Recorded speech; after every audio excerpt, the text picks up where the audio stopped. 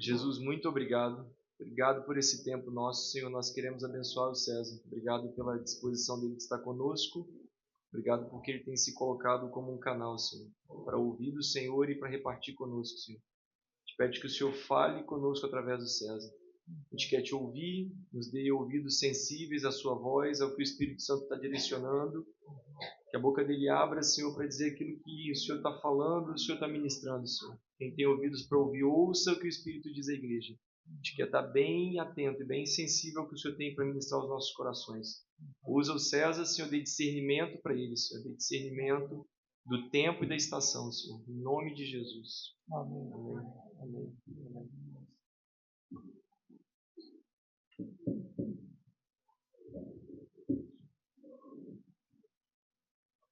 Tudo bem assim?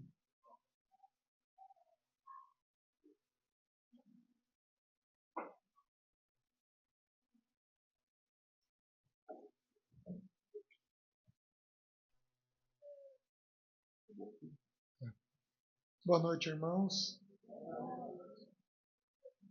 Queria agradecer ao William, ao presbitério, o convite que me foi feito para poder estar aqui novamente com os irmãos.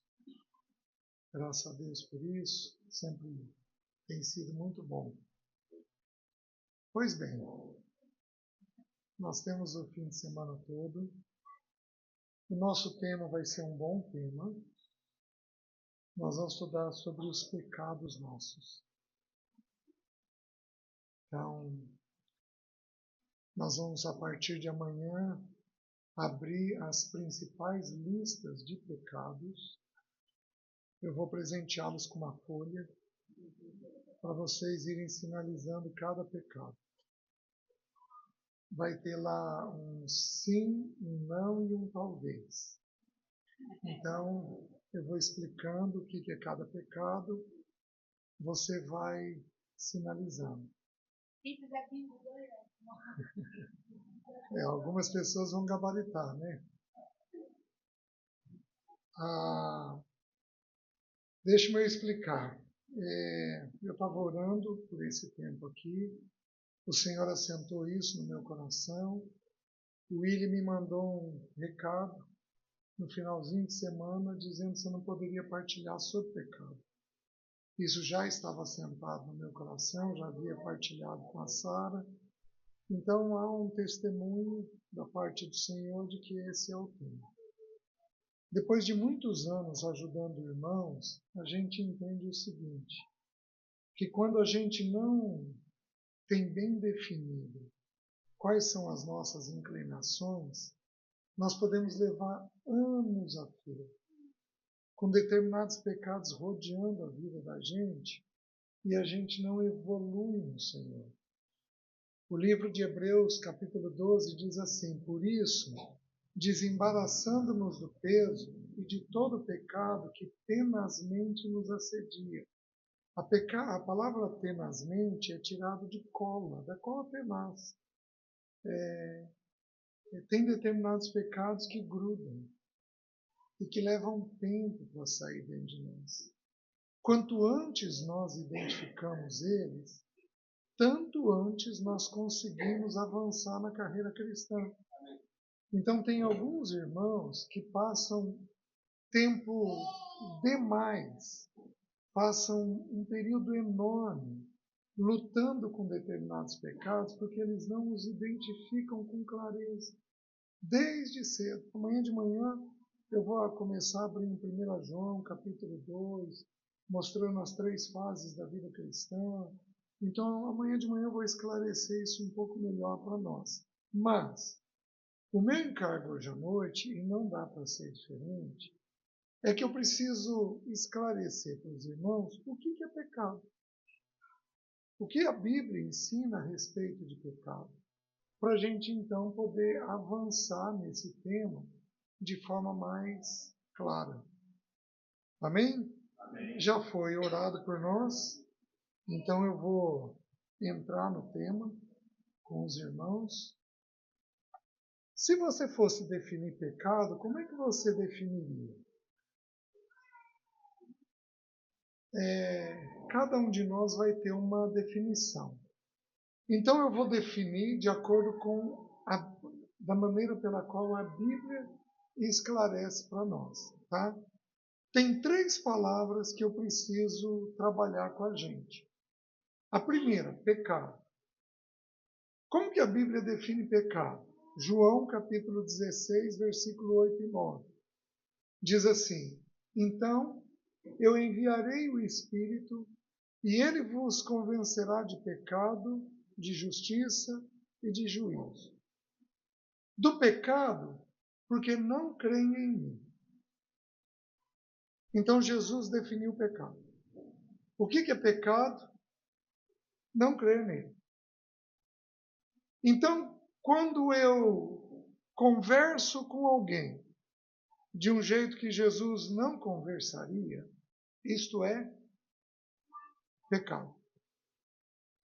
Quando eu lido com dinheiro de um jeito que Jesus não lida, isso é pecado.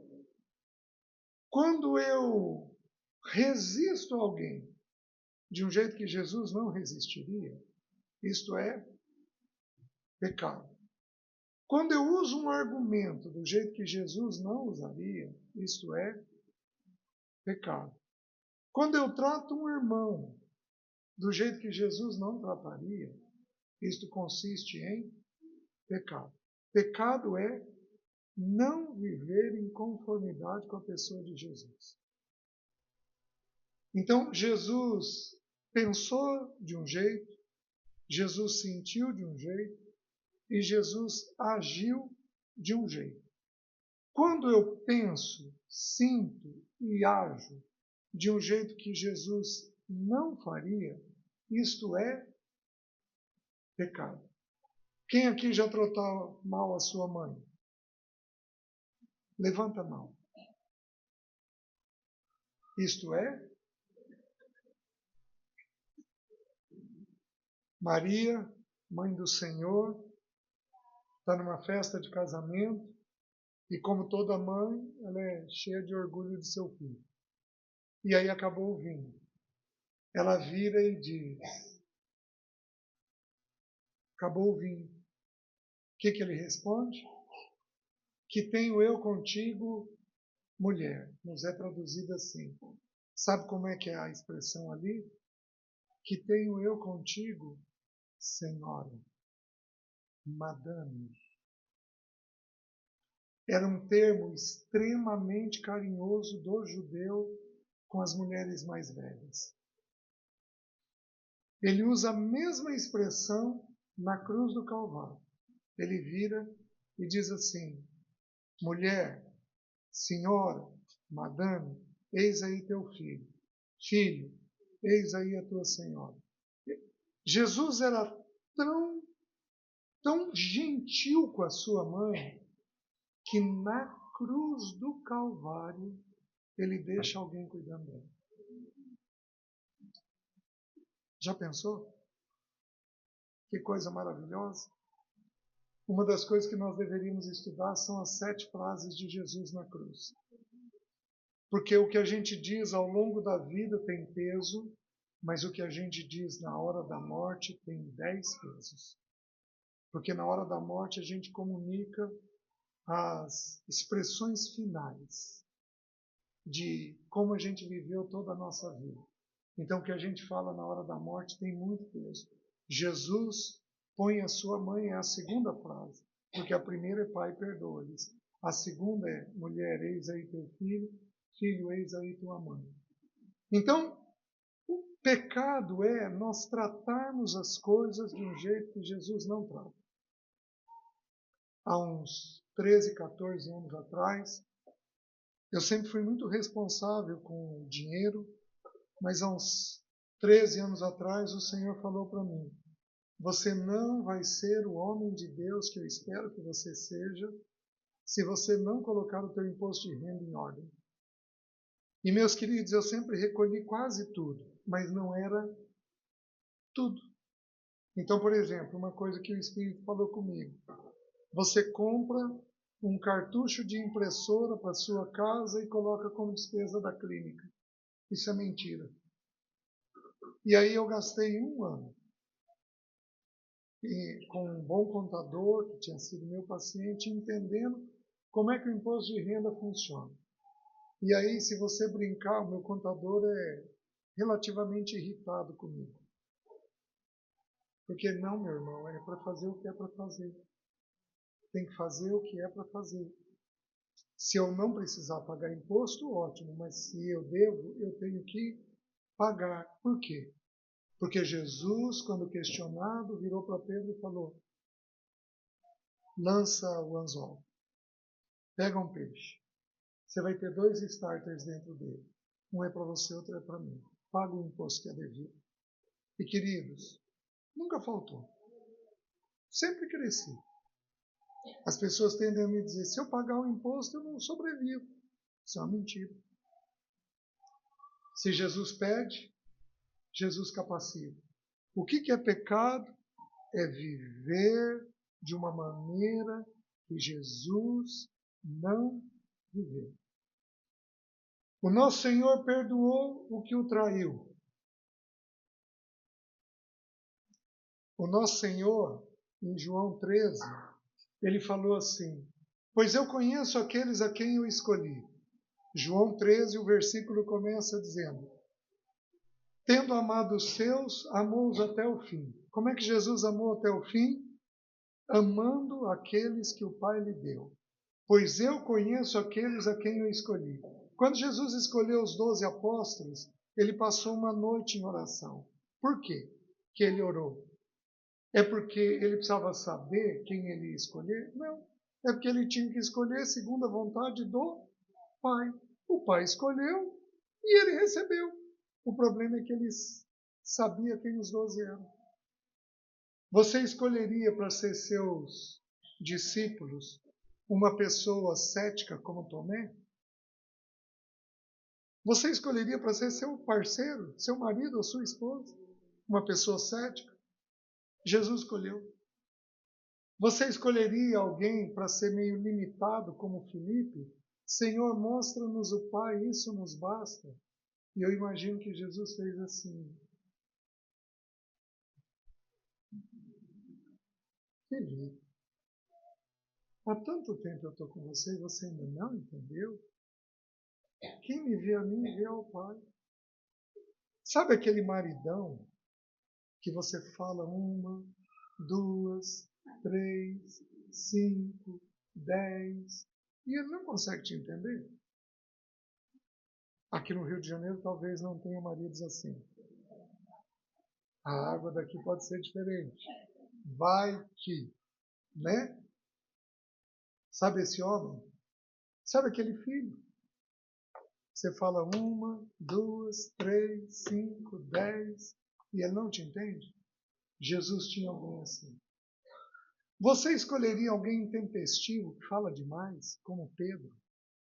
Que fala quando devia calar e que cala quando devia falar?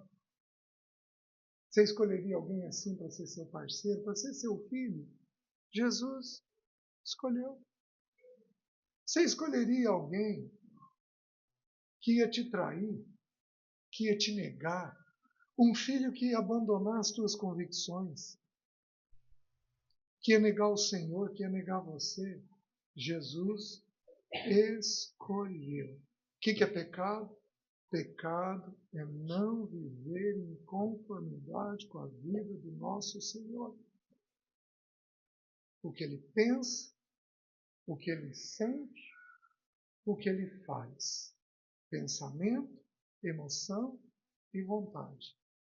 Então, nós vamos estudar, a partir de amanhã, quais são os pecados que a Bíblia descreve. Mas, queridos, eu quero aprofundar um pouquinho. Porque deixa eu explicar para vocês. Todo pecado externo tem que ter uma motivação interna. Eu só pratico determinadas coisas porque eu tenho uma motivação interna para praticar essa determinada coisa. Qual é a motivação do pecado?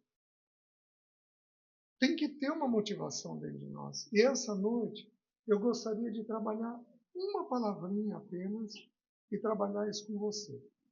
Se você fosse me arrumar um sinônimo para pecado, que palavra seria?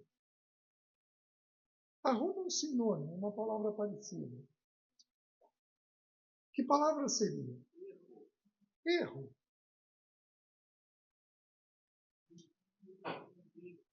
Crime, desobediência, desvio. Pois eu vou te dizer a palavra e vou provar biblicamente para você a palavra que traduz pecado. A palavra que traduz pecado é independência.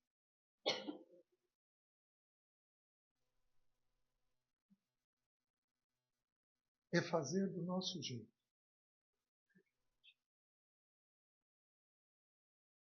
Dá uma nota para a sua vontade. 0, você é passivo, quase morto. 10, você é muito determinado. Dá uma nota para a sua vontade. Quem aqui tem vontades fortes? Dá uma nota para isso. Calma. Eu nem pedi para levantar a mão. Dá uma nota para a sua vontade. Deu? Partilha com quem está perto de você. De 0 a 10. Pode mentir?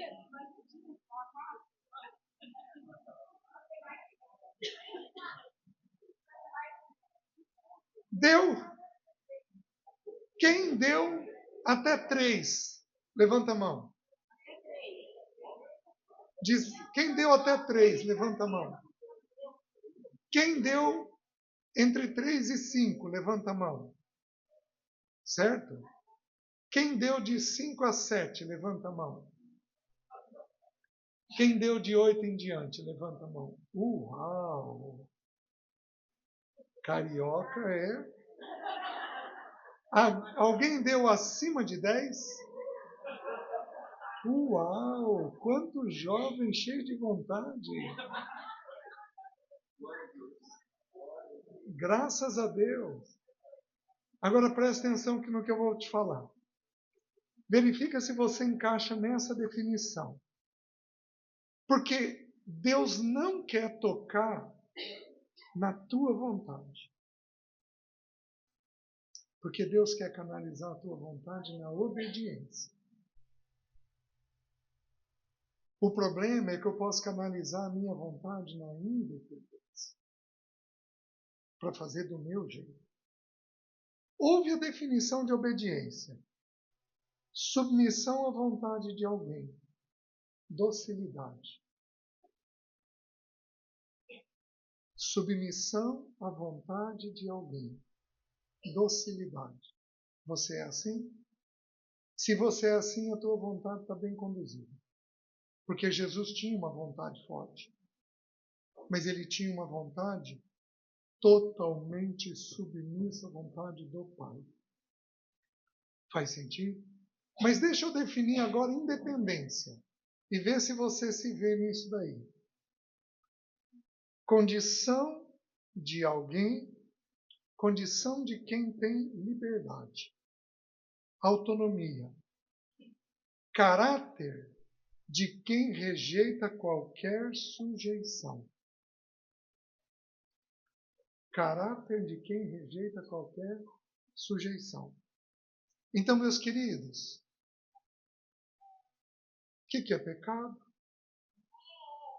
É fazer do nosso jeito e não fazer do jeito de Cristo. Você está me entendendo? É fazer do seu jeito e não do jeito do Senhor. Pessoas mais tementes a Deus e que foram mais trabalhadas pelo Senhor, quando eles saem para fazer uma compra de uma roupa, o que eles fazem? Senhor, me leva no lugar certo, no lugar que o Senhor tem. Eles oram assim porque eles já oraram, Senhor, o Senhor quer que eu compre? Está dentro da tua vontade? O Senhor quer que eu faça? Está dentro da tua vontade? Os irmãos estão entendendo? Então, nós vamos estudar um pouquinho a respeito desse tema da independência. O que eu preciso mostrar para vocês? O Senhor é o Criador. A palavra Kyrios significa a quem todas as coisas e todas as pessoas pertencem. Kyrios significa Senhor. Então, tudo que está aqui pertence ao Senhor. É do Senhor. É do Senhor. A cadeira em que você está é do Senhor. Você é do Senhor.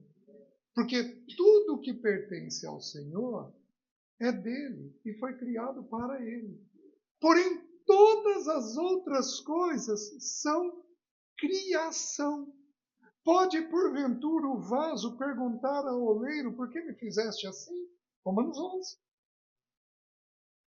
Jeremias 18. Primeira mensagem que eu preguei na vida.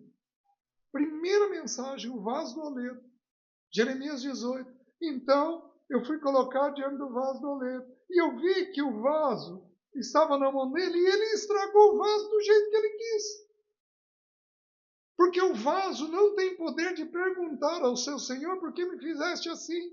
Para que o Senhor está me fazendo? Então entende uma coisa, a cadeira foi criada por ele, como eu e você fomos criados por ele e para ele. A criação não tem independência. Porque o que caracteriza o Criador e a criação é a independência.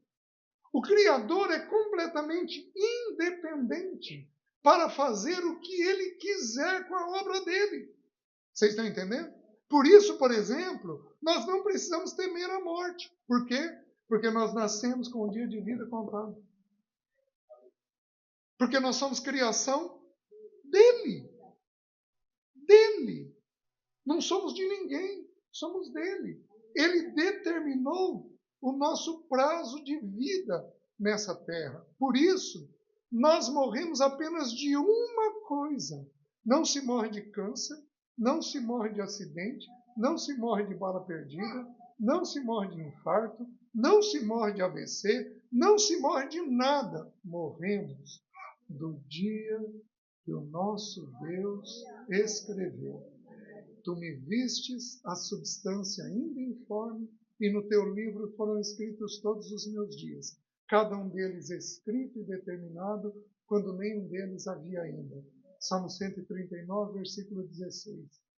Porque tudo é dele. Então ele determinou que esse óculos vai pegar fogo no final dos tempos. Ele determinou que essas cadeiras vão pegar fogo. Que esse ambiente, que por sinal está ficando maravilhoso, os irmãos estão de parabéns. Sei que muito lixo foi tirado daqui, né? E eu virei para a Luciana e falei, Luciana, essa é a obra de Deus na vida da gente. A gente é lixo. Não vale nada. E Ele nos pega e nos transforma numa obra gloriosa, para o louvor dele.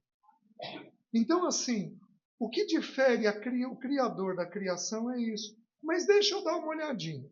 O que eu vou falar, tem irmãos que podem pensar um pouquinho diferente. Porque eu vou falar sobre o diabo, que é onde tudo começou. Alguns irmãos pegam o texto de João capítulo 8 e diz, lá o texto vai dizer que o diabo vive pecando desde o princípio.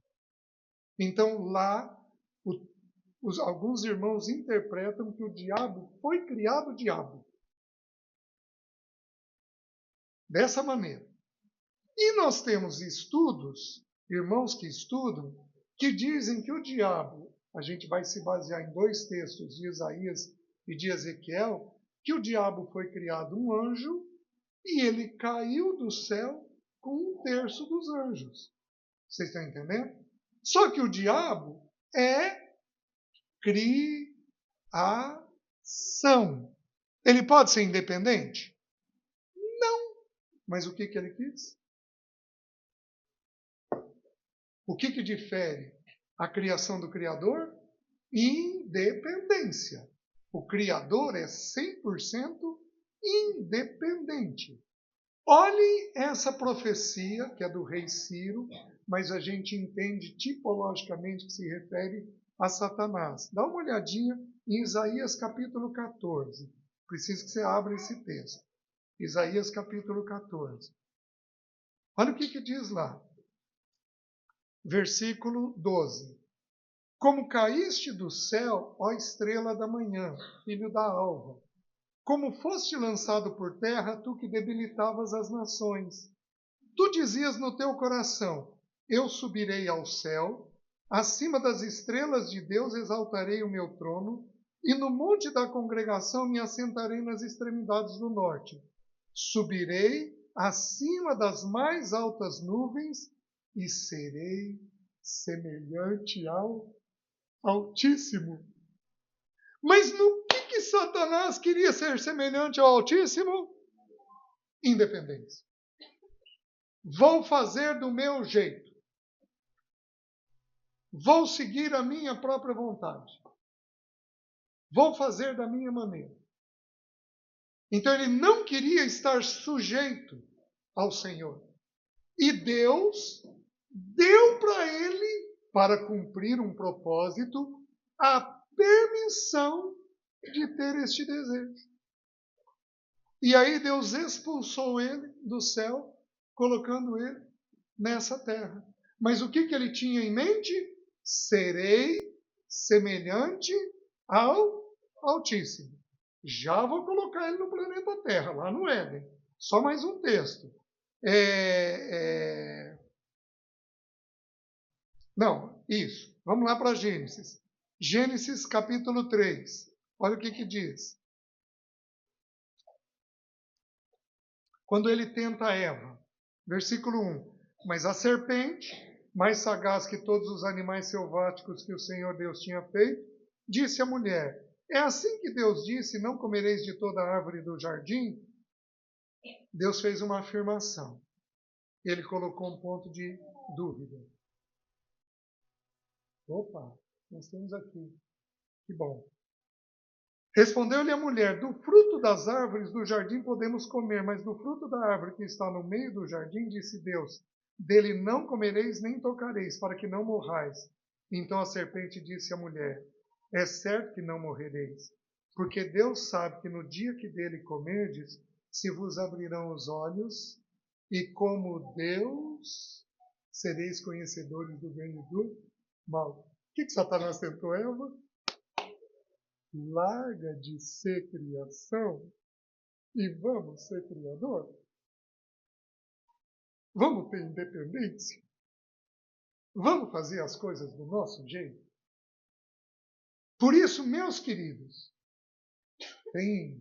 muitos irmãos têm crianças pequenas. Tem aí uma corrente de educação infantil que diz que a criança tem que ter completa liberdade para poder pôr para fora a natureza dela. Meus queridos, não pode ter negócio mais perigoso para formar uma criança do que dar para ela asinha. Liberdade. Porque nós estamos tocando no cerne do pecado. No cerne do pecado. Que é a questão da independência. Estamos tocando no cerne do pecado. Vontade de filho é dos pais até os 12 anos de idade. Dos 12 aos 30, nós vamos transferir a vontade do pai para o filho. De onde é que eu tiro isso? Eu tiro isso da vida do nosso Senhor Jesus. Qual foi a primeira decisão que Jesus tomou na vida? Aos 12 anos de idade. Decidiu ficar em outra cidade.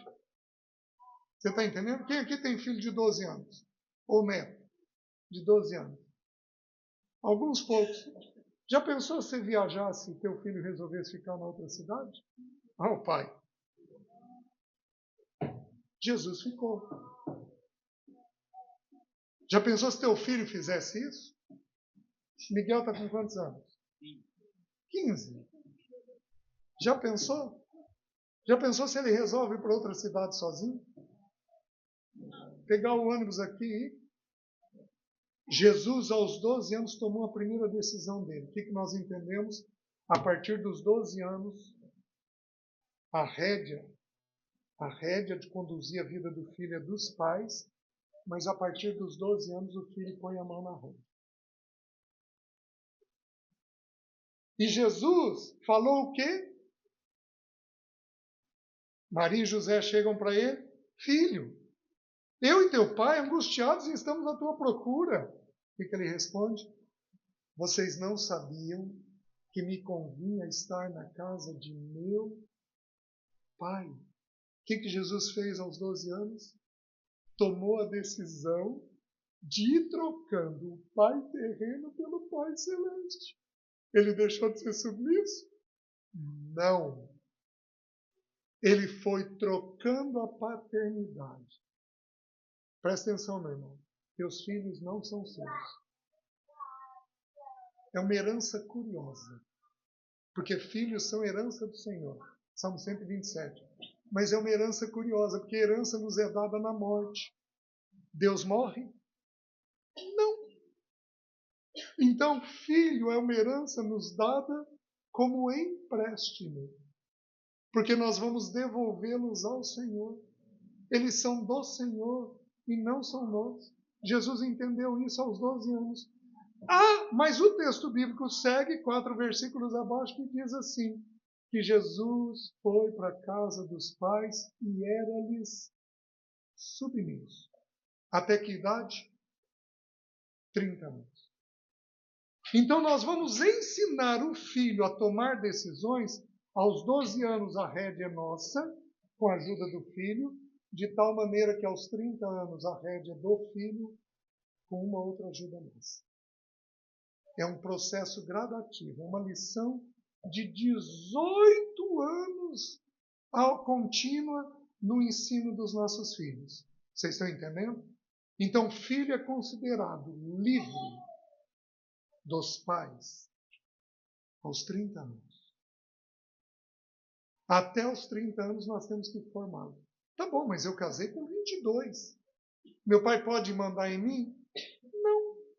Quer dizer que terminou a formação do meu pai comigo? Não. Eu tinha 27 anos de idade, resolvi fazer meu primeiro negócio. Peguei um carrinho que meu pai tinha me dado, um Fusquinha branco 82, vendi o Fusquinha e dei num terreno. Liguei para o meu pai, eu feliz da vida.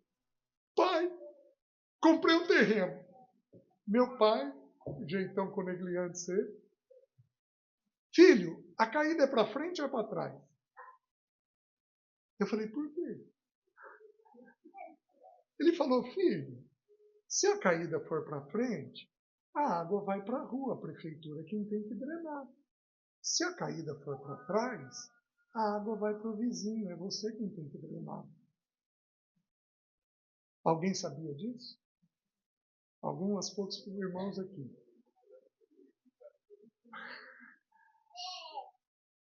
Eu não tive a humildade de ligar para o meu pai. Para mal dos pecados, o terreno era para trás. Aprendi a lição.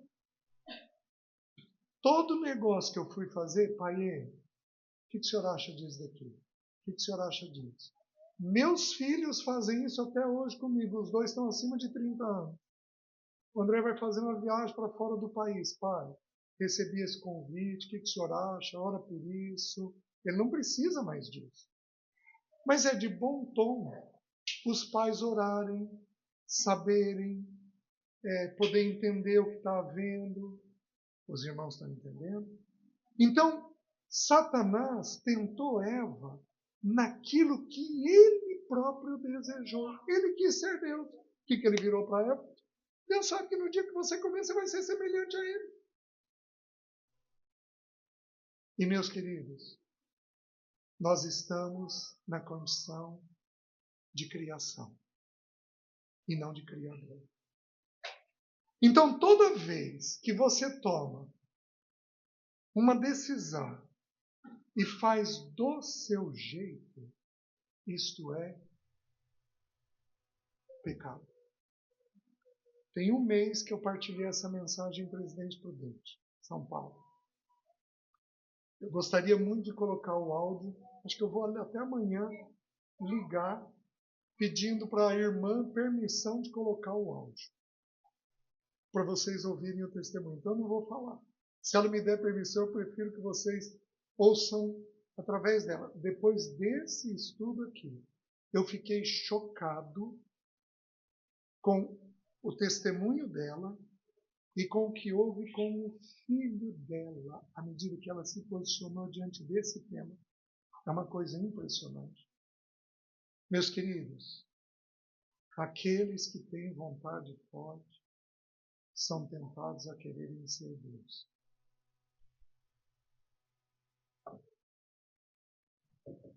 E você não é Deus. Você é criação. E Deus te colocou sujeito aos seus pais para você aprender como é ser sujeito a Ele. Então, obedecer aos pais é um período de treinamento para nós obedecermos a Deus. Os irmãos estão entendendo? Alguém aqui já falou assim para os seus pais, não importa a tua idade. Agora não. Alguém já falou isso? Alguém aqui já falou para os seus pais daqui a pouco? Alguém aqui já falou, não vou fazer? O que é isso, meus queridos? É a natureza do pecado. É mais do que pecado. É mais do que pecado. É a natureza do pecado. Vocês se lembram de 1 Coríntios, quando diz que Jesus nos reconciliou naquela cruz e ele se fez pecado por nós? Há uma distinção no livro de Romanos de pecado e pecados. Até o capítulo 11, a palavra que aparece é pecado, no singular. A partir do capítulo 12, a palavra que aparece é pecados, no plural. Por quê? Porque pecados revela a expressão dos nossos pecados. Mas a palavra pecado, no singular, expressa a natureza independente que nós temos de fazer do nosso jeito, da nossa maneira, no nosso tempo. Os irmãos estão entendendo? Por isso que a Bíblia, quando vai falar sobre casamento, vira para a mulher e diz assim: e vós, mulheres, sede submissos, como ao Senhor. Mas o versículo anterior diz o quê?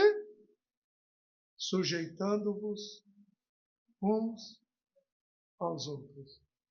Meus queridos, eu casei novamente com a Sara, aos 60 anos de idade, e fiquei 4 anos viúvo, fiquei 34 anos no primeiro casamento, tive a minha formação, eu saí de casa aos 12 anos de idade para estudar, casei aos 22. Passei o período mais importante da minha formação longe dos meus pais. Eu fazia vontade de quem? Minha. Casei. Qual foi o primeiro grande problema que eu tive no casamento? Não sabia ouvir minha primeira esposa.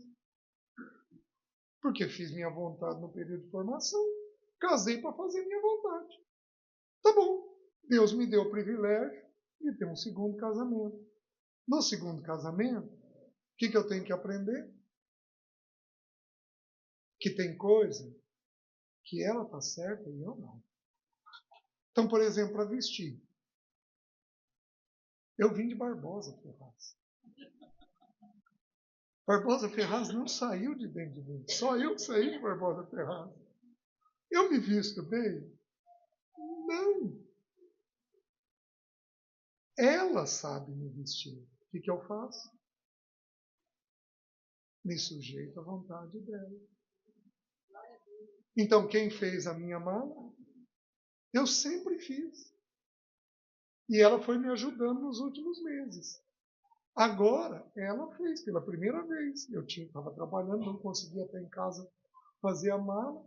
Tá bom. Ué, quem domina o assunto é ela. O que eu faço? Me sujeito a ela. Homem, Sua mulher é tua auxiliadora. Tem coisa que ela tem a vontade de Deus e não você. O que você vai fazer com isso? Resistir a ela é resistir ao Senhor. Naquilo que ela falar, que ela está segundo Deus, é resistir ao Senhor. Jovem, não cabe. Já, agora não cabe isso para o teu pai e para a tua mãe. Papai e mamãe pediram, sim, Senhor. Aleluia, glória a Deus.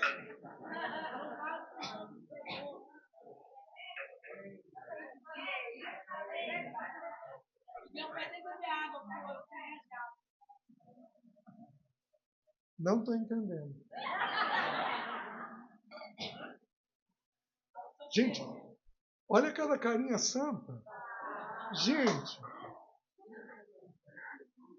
não cabe.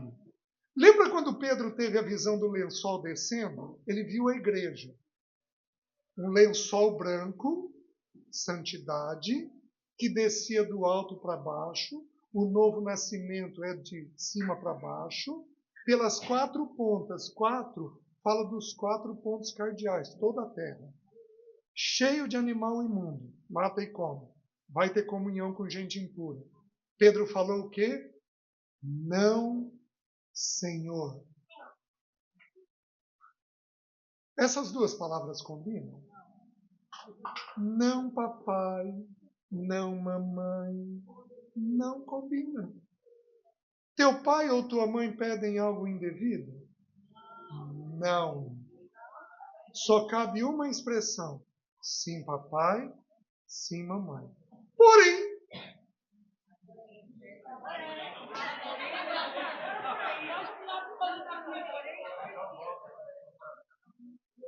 vai morar para acabar. Porém, a partir dos 12 anos, você pode negociar. Uma vez. Porque acima disso pode denotar resistência. Vou te dar um exemplo. O André tinha aí talvez uns 9, 10, 11 anos, não me lembro com exatidão. O primeiro filho é o que mais sofre na mão da gente. O segundo filho é o filho da maturidade. A gente é mais maduro. Mas o primeiro a gente judia, certo?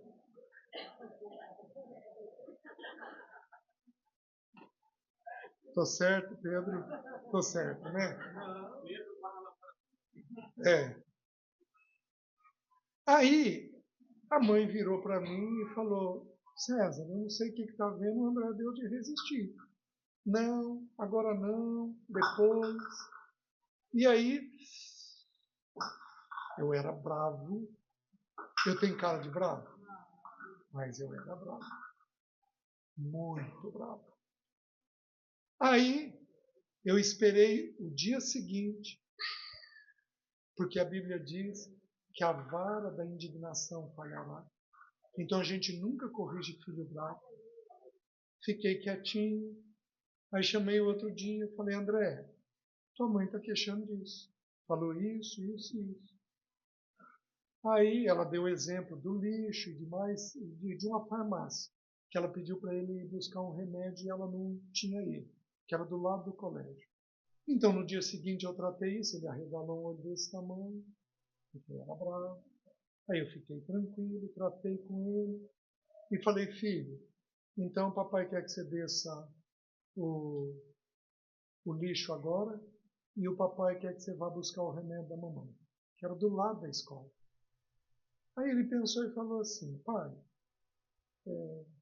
eu vou descer o lixo e eu tenho basquete às 3 horas da tarde.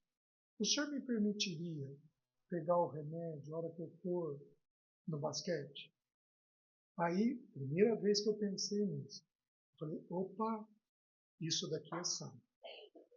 Dizer não, isso daqui que você está fazendo é santo. Dizer não, não cabe. negociar o modo e o tempo é possível. Papai te deixa trazer isso depois. Os pais estão entendendo? Tudo bem? Amém? Tudo em ordem? Certo? Uma vez. Porque acima disso pode denotar o quê? Resistência. Ou insistência. Ou, como vai dizer o texto de Samuel, obstinação. Que é como o pecado de feitiçaria. Sabe por que está comparando com o pecado de feitiçaria? Porque foi o que Satanás fez. Eu quero, eu quero, eu quero, eu quero, eu quero, eu quero, eu quero, eu quero, eu quero. Eu quero ser semelhante a Deus. Ele foi obstinado na sua própria vontade. E Deus permitiu. Porque Deus não tem medo de nos dar o que nós tanto queremos. Não caia nisso. Se você insistir, sabe o que Deus Pai vai fazer? Tá bom, meu filho. Você quer tanto? Vou te dar. Vou te dar 2 exemplos bíblicos. O povo pedindo carne. Queremos carne, queremos carne, queremos carne. A Bíblia diz que o populacho que estava no meio dos egípcios, no meio dos israelitas. O que é populacho?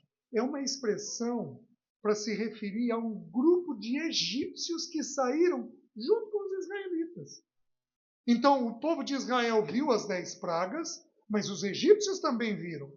E alguns temeram ao Senhor e saíram junto com eles. Só que o que esse grupo de populacho fez? Teve saudade dos melões, dos pepinos, dos alhos silvestres e vai por aí afora. E aí contaminaram a nação. E aí a nação, queremos carne, queremos carne, queremos carne, queremos carne. Deus veio e queimou a beira do arraial. Sabe quando o pai dá uma bronca? Chega! Não quero mais ouvir sobre isso. Mas não foi o suficiente. Deus queimou a beira do arraial. De vez em quando, o homem da casa tem que queimar a beira do arraial. Julgando o que ocorre dentro da casa. Não foi o suficiente. Queremos carne, queremos carne, queremos carne. Deus virou para Moisés e falou: Moisés, não é a você que eles estão resistindo, é a mim. Vamos fazer o seguinte: vamos andar codornizes. 5 quilômetros a medida por meio metro de altura. Um fusca de codornizes por pessoa. 2 milhões de pessoas. Começaram a comer carne. Comeram até sair pelos narizes. Só que junto com a carne, Deus mandou o anjo do julgamento. E matou todos os cobiçosos de carne. Então Deus não tem medo de te dar o que você está insistindo. Deus não tem. Só que junto com isso, ele traz morte. Porque tudo aquilo que o pecado toca, o pecado mata. Um tempo atrás, um pastor me procurou, engravidou uma irmã. Solteiro, engravidou uma irmã. Aí ele veio me pedir perdão, porque essa irmã era uma sobrinha. Aí veio, César, queria te pedir perdão. Aí ele falou assim, casou, assumiu, se dão bem, com a graça de Deus, o Senhor restaurou tudo. Mas ele me falou assim, César, o negócio é o seguinte, o salário do pecado é a morte. E eu estou descobrindo que esse é o salário mais certo da vida. Ele vai ser depositado. Pecado traz morte. E este salário vai ser depositado na sua conta. Por isso, nós não insistimos. Insistência é uma coisa que não deve existir no meio do povo de Deus. Eu não estou falando de convicção, não. Eu estou falando daquela teimosia bestalhada, errada, sem convicção, para satisfazer apenas a carne sua. Vocês estão me entendendo? Os homens de Deus têm que ser de convicção. Um Lutero da vida, que quebrou, que colocou as teses na porta, ele precisou ser de convicção. Isso não era rebeldia, isso era convicção. E essa reforma atingiu a todos nós. Somos salvos pela graça, somos livres dos ídolos, porque Deus levantou irmãos de convicção. Irmãos que têm convicção não são irmãos obstinados. Mas aquele desejo que é para satisfazer a nossa carne, do nosso tempo, da nossa maneira, isso é obstinação. Segundo exemplo, o pai do pródigo. Porque a figura do filho pródigo, a parábola do filho pródigo, retrata a vida da igreja. Um pai, filho, um pródigo e o outro que fica amargo. Dois tipos de irmãos que nós podemos ter na igreja. Um obstinado, me dá parte da minha herança, me dá parte da minha herança, me dá parte da minha herança. O pai tentou dissuadir. O que o pai fez? Tá bom. É uma estratégia do Senhor conosco. O que ele faz? Ele dá o que o filho tanto quer. O versículo que vocês têm que guardar é o Salmo 106, versículo 15. Lá diz assim: concedeu-lhes o que lhe pediram, contudo lhes fez definhar a alma. Você quer ser obstinado? Deus vai te dar. Quer aquele carro que ele falou que não é para ter? Quer aquela sociedade que ele falou que não é para ter? Quer aquele financiamento que ele falou que não é para ter? Quer aquele relacionamento que ele falou que não é para ter? Sem problema. Se você insistir, e o teu Pai Celeste vai tentar te convencer. Se ele não te convencer, sabe o que ele vai fazer? Tá bom, filho, vou te dar. Para você ver que não vale a pena este caminho. O pródigo teve e viu que não vale a pena. Voltou. Sujo, enlameado, envergonhado, e começou tudo de novo. Tem pecado que dá para restaurar as consequências, tem pecado que não dá para restaurar as consequências.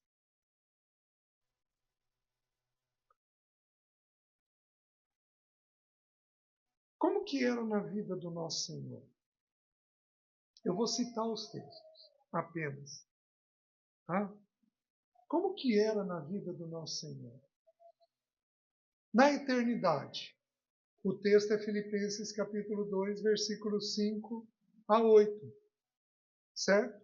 Tende em vós o mesmo sentimento que houve também em Cristo Jesus. Pois ele, sendo Deus, não julgou com usurpação o ser igual a Deus, antes a si mesmo se esvaziou, assumindo a forma de um servo. Faz o quê? Faz a vontade do seu Senhor. Então, qual forma que você tem que assumir? A forma de um servo. E reconhecido em figura humana, a si mesmo se humilhou até a morte. Algo tem que morrer dentro de nós para fazermos a vontade de Deus.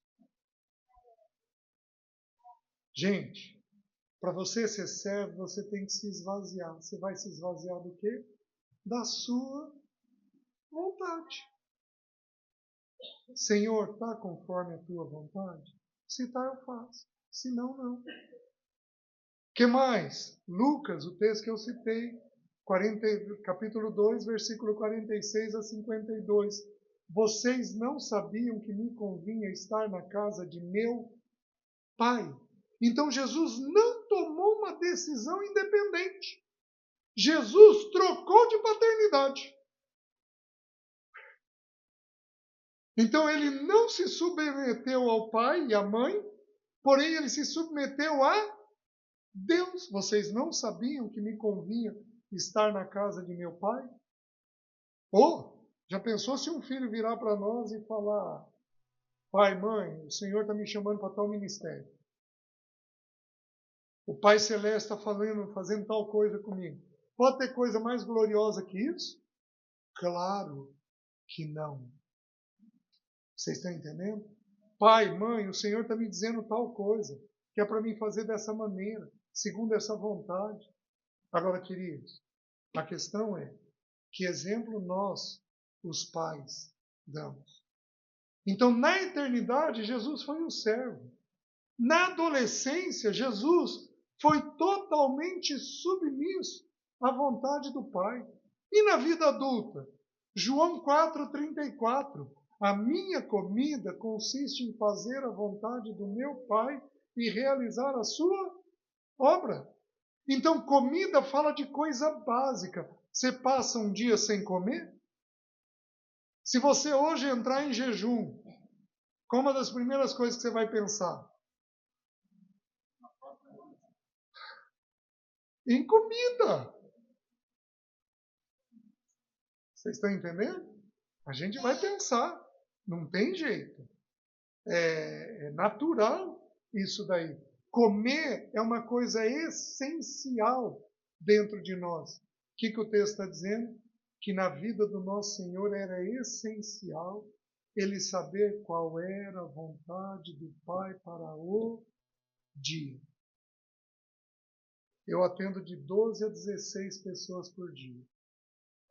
Eu tenho que colocar todas diante do Senhor, porque eu vou responder por cada palavra que eu disser. Já pensou em orientar a pessoa de um jeito errado? Como é que eu respondo? Já é difícil responder pela minha vida. Da Sara, dos meus filhos, da Mariana. Como é que eu vou responder também pela vida do outro? Mas eu vou, porque eu estou orientando as pessoas. Então Jesus procurava a vontade do Pai todo o dia. Tem um texto importante em João 7,17, se não me engano, onde ele diz assim: se alguém quiser fazer a vontade dele, conhecerá a respeito da doutrina. Meus queridos, sabe por que tem um monte de gente pregando heresia? A Bíblia tem que ser reescrita. Sabe por que tem um monte de gente falando heresia? Não confessa os teus pecados para tua esposa. Por que você vai judiar dela?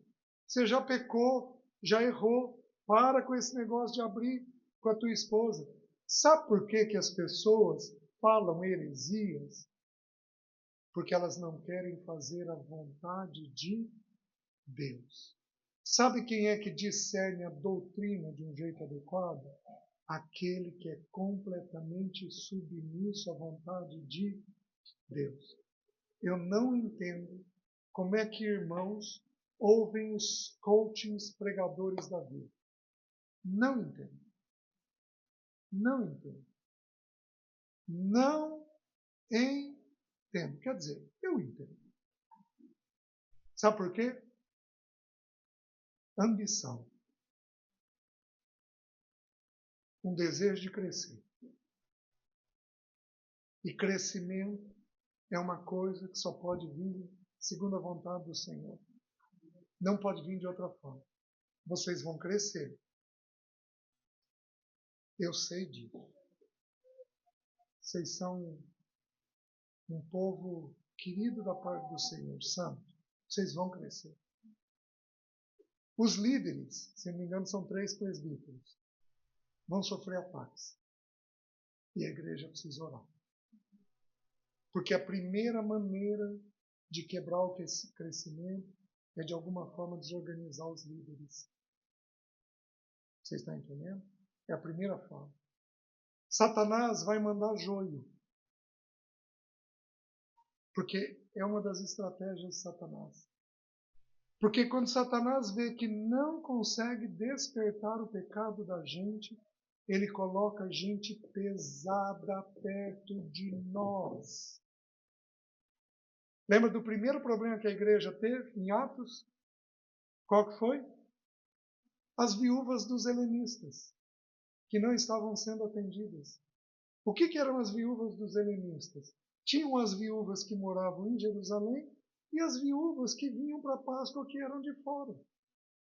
Elas não foram atendidas. E aí começou um disse-me disse. Vocês estão entendendo? Qual foi o tema que o diabo usou? Dinheiro. Provisão.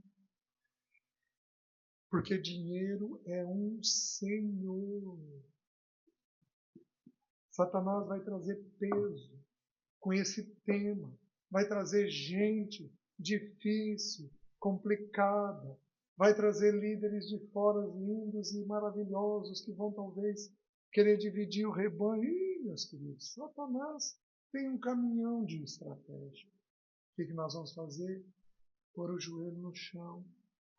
E como todos os irmãos, nós vamos ser submissos à vontade do Senhor. Satanás é furioso, mas é furioso com essa pregação. Os irmãos não têm noção do que eu e a Sara fomos tentados essa semana. Sabe por quê? Porque ia ser essa mensagem. Vocês acham que Satanás quer isso daqui? Mas de jeito nenhum. Nós estamos tocando no cerne do pecado. No cerne do pecado. Há um tempo atrás, eu preguei sobre filiação, que é outro tema que Satanás detesta.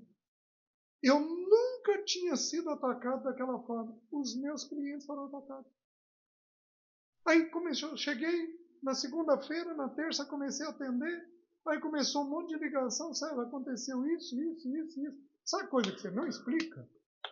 Que tem o dedo do diabo, porque coisa que você não explica, você dá uma olhadinha se não tem um ataque espiritual. Meus queridos, os pacientes. Satanás não achou espaço em mim, não achou espaço na minha esposa, não achou espaço nos 3 filhos. O que ele fez? Atacou os pacientes. Porque em tudo vai ter essa questão espiritual. Satanás não quer que você se sujeite. Não quer. Não quer. Aos homens, submissão. Obediência total e restrita apenas a Deus. Tudo aquilo que os homens pedirem, que não for em conformidade com as Escrituras, nós não precisamos lançar mão. Porque não é segundo Deus. E vou falar uma coisa delicada, mas importante. A autoridade é um tema muito curioso nas Escrituras. Sabe como é que a palavra autoridade aparece a primeira vez no Novo Testamento? Jesus vai curar o servo de um centurião, e o centurião chega, o centurião era um soldado romano que tinha 100 pessoas abaixo dele. Então Jesus chega para o centurião e diz: vamos, eu vou até lá para curar o teu servo. Ele diz assim: Senhor, eu sou homem sujeito à autoridade. E digo a este vai, e ele vai, e aquele vem, e ele vem. Se uma pessoa te falar sobre autoridade impondo, tem uma chance grande de não ter o Senhor. Teu pai e tua mãe podem. E ainda assim eles vão ter que falar com graça, com sabedoria. Quando as pessoas lançam mão do tema, é porque há algum problema. Os irmãos estão entendendo? E nós temos que ter aí profunda sabedoria no ouvir.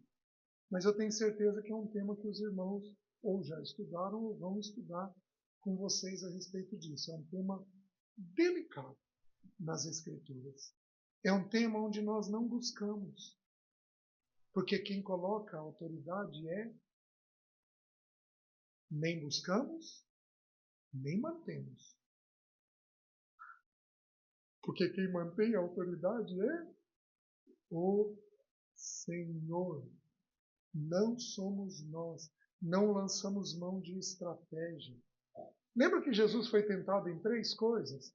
Transformar pedras em pães, pular do alto do pináculo e ser reconhecido como Messias. E qual era a terceira tentação? prostrado, adorar Satanás. Sabe qual é a tentação? Poder. Sabe quais os 3 temas que dão poder para o ser humano? Dinheiro, sexo e autoridade. Eclesiástica, política, gerencial, seja ela qual for, dá autoridade. A autoridade é um tema que dá poder para o ser humano. Meu querido, você vai sempre se manter sujeito. Sempre sujeito. Sempre. Especialmente a pai e mãe. Especialmente a pai e mãe. Seja ele bom, seja ele ruim, você vai se manter sujeito ao seu pai e à sua mãe. Você está entendendo? Você conseguiu isso, você vai se manter sujeito à sua liderança, especialmente se ela for graciosa, o que ela aqui é.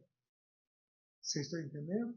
Quando há graça vindo da parte de Deus, porque uma liderança graciosa e não impositiva é uma liderança que quer edificação, não quer poder, quer edificação. Os irmãos estão entendendo? Então é assim que nós vamos nos sujeitando. Você quer ver outra coisa? João 8, 28, diz assim: Disse-lhes, pois, Jesus, quando levantardes o Filho do Homem, então sabereis que eu sou, e que nada faço por mim mesmo, mas falo como o Pai me...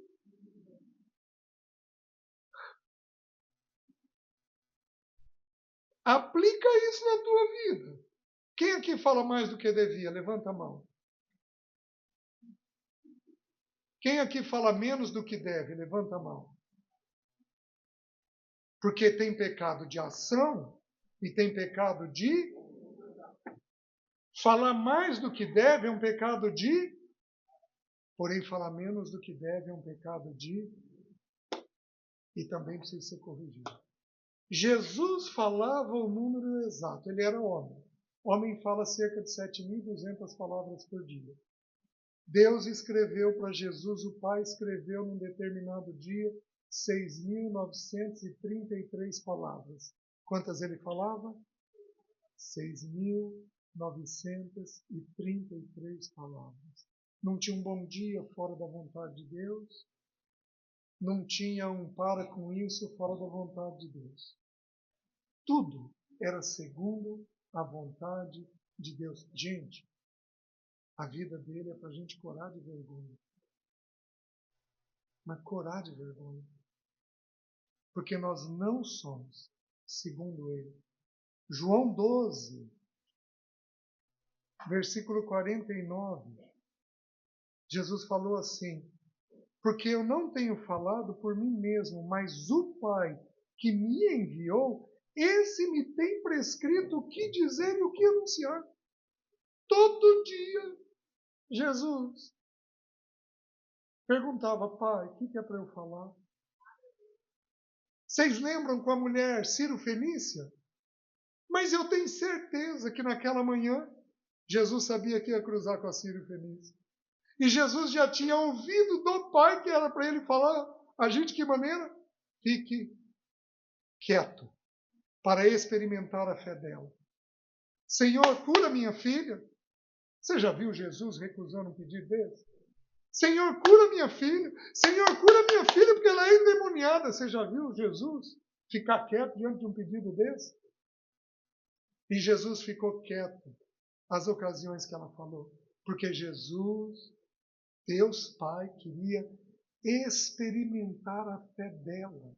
Até que ela falou e Jesus respondeu: não é bom tomar o pão dos filhos e dá-los aos pequeninos. O que ele estava dizendo? Eu vim para os judeus. Eu não vim para os sírios fenícios. E aí a fé dela foi provada. Porque ela tinha uma filha endemoniada. Mas, Senhor, Até os cachorrinhos comem das migalhas. E aquilo toca o coração do nosso Senhor. A fé dela foi provada e ela venceu naquela prova que ela teve. E o Senhor vai, que a tua filha está liberta. Porque Jesus não precisa estar presente para libertar. Gente, Jesus cala, segundo Deus. Jesus fala, segundo Deus. Toda a vontade dele, submissa. Agora, os irmãos sabem disso tão bem quanto eu. O Salmo 40, versículo 6 ao versículo 8. Ali retrata a vida do nosso Senhor, de como ele viveu essa vida. Isso daqui é importante você ler Deuteronômio do capítulo 15, do versículo 12 ao versículo 18, para você entender o que eu vou falar. O que acontecia no Velho Testamento? Quando um servo ia ser alforriado, um escravo ia ser alforriado, eles eram alforriados a cada 7 anos e no ano 50.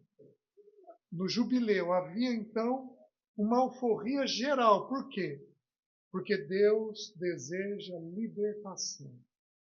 Ele usou esse modelo da escravidão para mostrar para nós a libertação que vem da parte dele.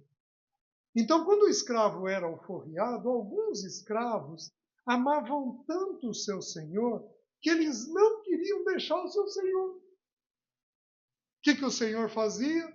Levava ele até uma porta, pegava uma sovela, que é um furador, e fazia um furo no lóbulo da orelha. Sabe esse alargador que existe? Alguns jovens usam um alargador na orelha. Alguns jovens não, alguns idosos também usam um alargador e fica um buraco. Aquele buraco é a ideia aqui do Salmo. Então lá diz assim, Salmo 40, versículo 6.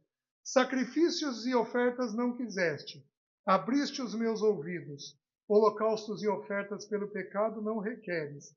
Então eu disse, eis aqui estou, no rolo do livro está escrito a meu respeito. Agrada-me fazer a tua vontade. Ó Deus meu, dentro do meu coração está a tua lei. Jesus foi aquele servo que podia ser alforriado, mas ele virou e falou o quê? Senhor, eu quero permanecer em ti como um escravo de amor. O pai o levou à porta, furou a orelha dele e ele ficou com uma marca. Nós temos que trazer as marcas de Cristo. A primeira não são as mãos furadas, não são os pés, nem é a coroa de espinho. A coroa, a primeira marca que nós trazemos está no coração. É uma orelha furada à vontade do Senhor. Agrada-me, ó Deus, fazer a tua vontade. Jovem, sabe como é que Deus vai te treinar? Pelo teu pai e pela tua mãe.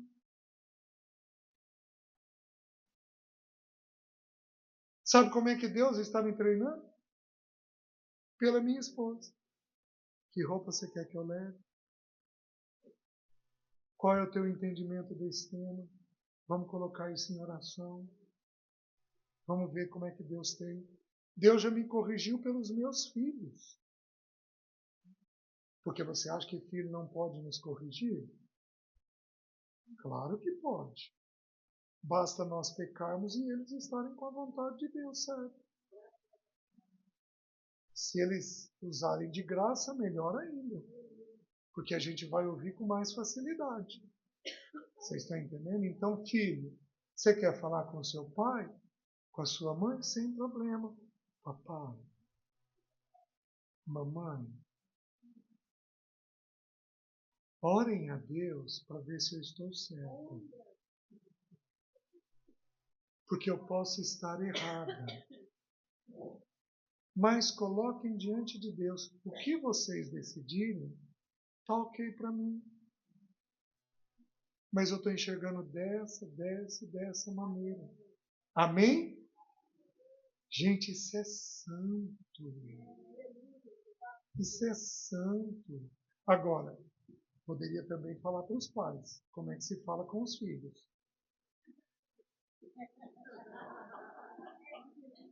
Mas vai ter tempo. Porque amanhã nós vamos abrir as listas de pecado. Assim. Eu amo esse estudo. Mas eu amo esse estudo. Né? Eu amo dar a folha de presente para vocês. Nossa, mas eu amo isso.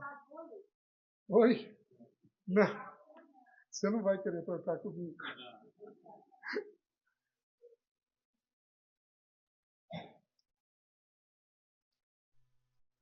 Para a gente encerrar. Mateus capítulo 16, o que a palavra de Deus diz? Mateus capítulo 16.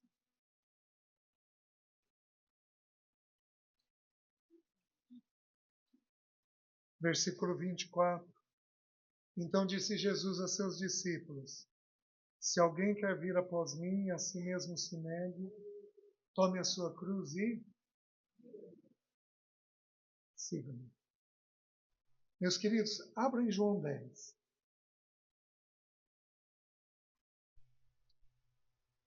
Gente, existem 3 palavras para vida no original grego. Bios, de onde vem biologia, então significa a vida natural. Psique, de onde vem psicologia, o estudo da alma humana. Eu consigo um feito inédito.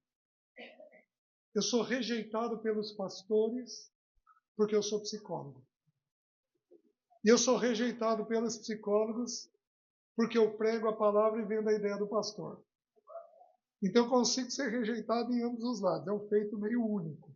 Isso daí.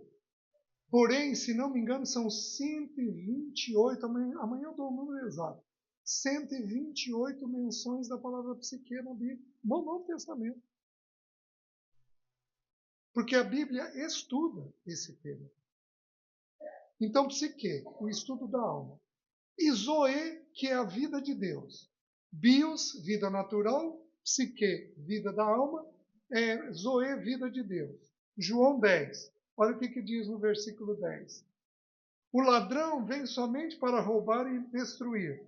Eu vim para que tenham vida e a tenham em abundância. Qual é a palavra vida aqui? Zoe. A vida de Deus. Olha o versículo 11. Eu sou o bom pastor. O bom pastor dá a sua vida pelas suas. O que é a palavra vida?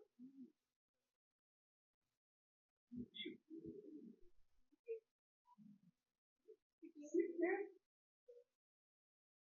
O que é psique? Pensamento, emoção e vontade. Eu dou a minha mente, a minha emoção e a minha vontade pelas ovelhas. Então, eu deixo que a minha vida da alma morra pelas minhas ovelhas. Então, o que morreu em Jesus? Antes da Bio ter morrido lá na cruz, a psique dele tem que morrer. Jovem, o que você pensa tem que morrer. O que você sente tem que morrer. O que você decide tem que morrer. É um milagre, meu consultório está cheio. Uma irmã esses dias virou para mim e falou: ô César, tem que gostar muito de voltar aqui, hein? Pago, não pago barato, e saio daqui, ouço o que eu não quero, tenho um monte de tarefa difícil de resolver, e o problema é que eu saio daqui querendo voltar. Porque a morte da alma faz isso. O que a psicologia convencional faz? Fortalece a psique. O que você pensa? O que você sente? O que você quer? Vamos fazer isso. Teu pai e tua mãe não têm direito de fazer isso com você. Eles não podem fazer isso daqui com você. Você está entendendo? O que o nosso Senhor fez? Matou o pensamento, a emoção e a vontade. Agora, para nós encerrarmos, 2 aos Coríntios capítulo 4, eu encerro com esse versículo. 2 aos Coríntios 4, diz assim: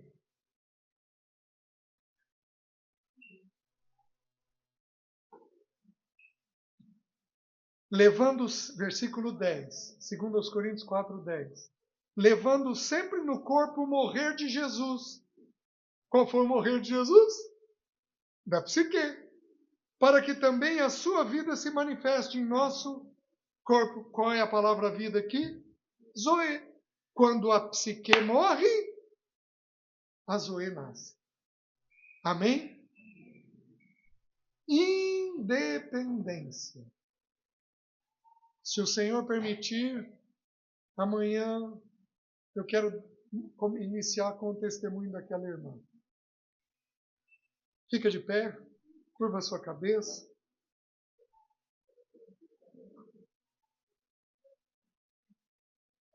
Vamos orar.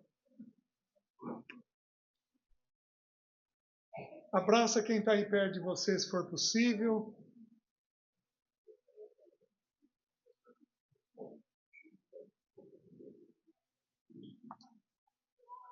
Vamos orar? Senhor, tem misericórdia de nós. Porque assim como Eva sucumbiu, nós também sucumbimos. E nós queremos fazer a nossa vontade do nosso jeito. Tem misericórdia de nós. E dá-nos um coração semelhante ao do nosso Senhor, completamente obediente. Nós oramos em nome de Jesus. Amém. Deus abençoe nós.